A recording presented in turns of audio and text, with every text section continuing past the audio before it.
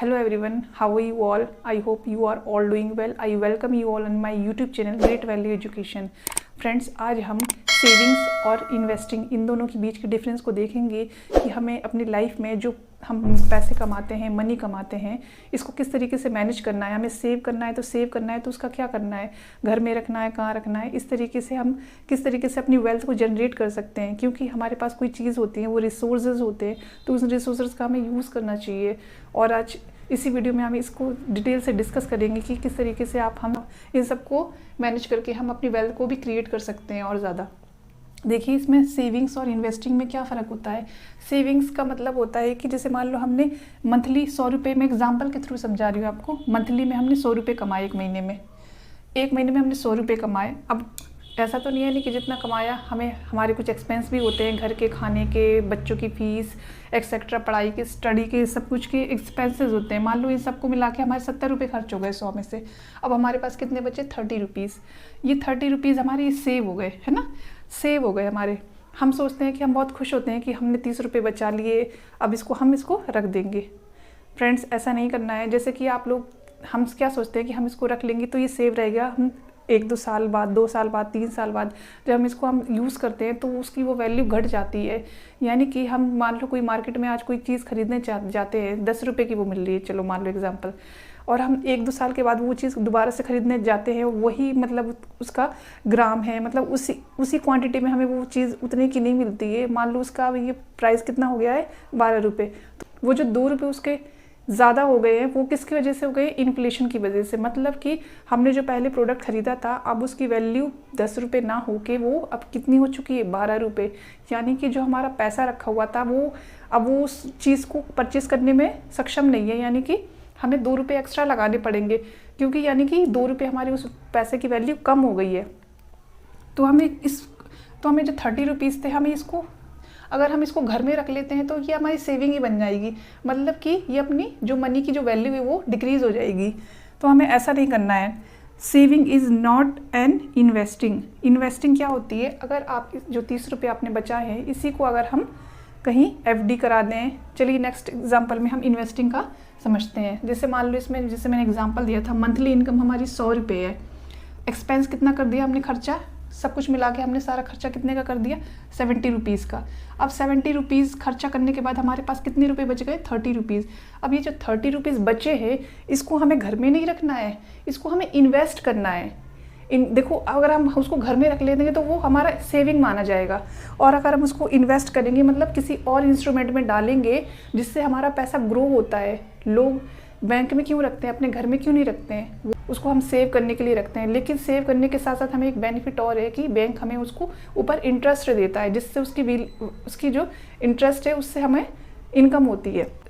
ऐसे कौन कौन से तरीके हैं जिसमें हम इन्वेस्ट कर सकते हैं? देखिए, सबसे पहले तो हमें, जो हम लोगों ने सबने सुना है, क्या होता है? एक बैंक में हम लोग पैसे इसीलिए जमा कराते हैं ताकि उस पर हमें इंटरेस्ट मिले। क्योंकि घर में रखेंगे तो वो अपनी मनी अपनी जो वैल्यू है वो लूज़ कर देगा, है ना। तो उस पर हमारी पैसे की वैल्यू डिक्रीज़ ही होगी। अगर हम बैंक में रख देंगे तो हमें इंटरेस्ट मिलेगा, मतलब ज़्यादा नहीं मिलेगा, कम। Something is better than nothing, कुछ तो मिलेगा। अब उसके एक और तरीका होता है FD।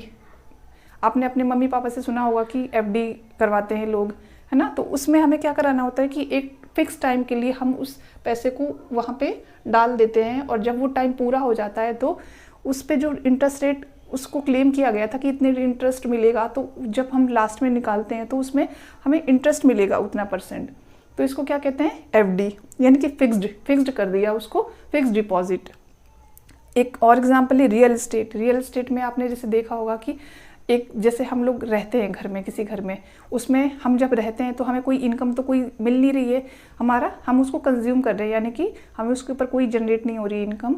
अगर ऐसा ही घर हम अपना खुद रह रहे हैं, एक और घर हम बना दें और उसको हम किराए पे चढ़ा दें, रेंटल इनकम आएगी उससे, जो हमें किराया मिलेगा वो तो आपकी इनकम ही मानी जाएगी, और वो जो इनकम मानी जाएगी वो आपको इन्वेस्टिंग ही होती है। वो रियल एस्टेट में हम लोग, इसीलिए लोग अपना एक घर बना के दूसरा घर भी बनाते हैं ताकि हम उससे अपनी इनकम को बढ़ा सकें।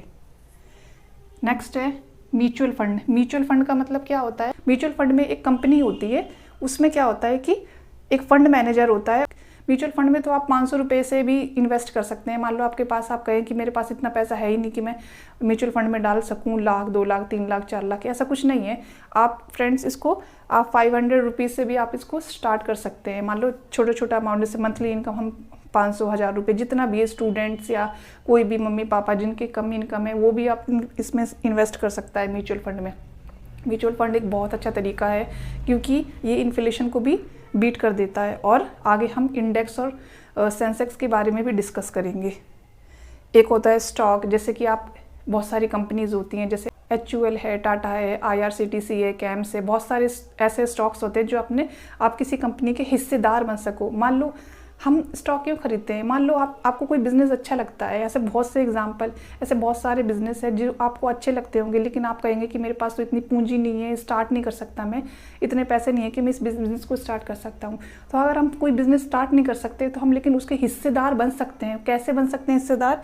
इस कंपनी का हम एक शेयर खरीद के, यानी कि उस कंपनी का हम स्टॉक परचेज करके उसके हिस्सेदार बन सकते हैं। अगर वो कंपनी जितना भी प्रॉफिट कमाएगी तो उसका परसेंटेज आपको भी मिलेगा। इसी को कहते हैं stock. Stock is nothing but a share. Next है SGB, बॉन्ड कहते हैं जिसको। SGB में हम सॉवरेन गोल्ड बॉन्ड, इसकी फुल फॉर्म होती है। सॉवरेन गोल्ड बॉन्ड में क्या होता है कि ये डायरेक्टली गवर्नमेंट RBI रिलीज़ करता है और इस पर हर साल इंटरेस्ट भी देता है। मतलब ये आपको डरने की कोई बात नहीं है कि हमारे इसमें पैसे फंस जाएगा। मोस्टली लोगों को क्या लगता है कि वो हार्ड एंड मनी कहीं उनकी वेस्ट ना हो जाए और कहीं कोई ले ना जाए या धोखा ना दे दे। ये सब पहले के बहुत सारे फ्रॉड केस देखे हैं इसे। लेकिन जो SGB है इसमें आपको कोई डरने की ज़रूरत नहीं है। इसका जो बैकअप होता है वो कौन होता है? RBI। आपको ये वीडियो कैसा लगा? अगर आपको ये वीडियो हेल्पफुल लगता है तो प्लीज़ इसे लाइक और सब्सक्राइब करना ना भूलें।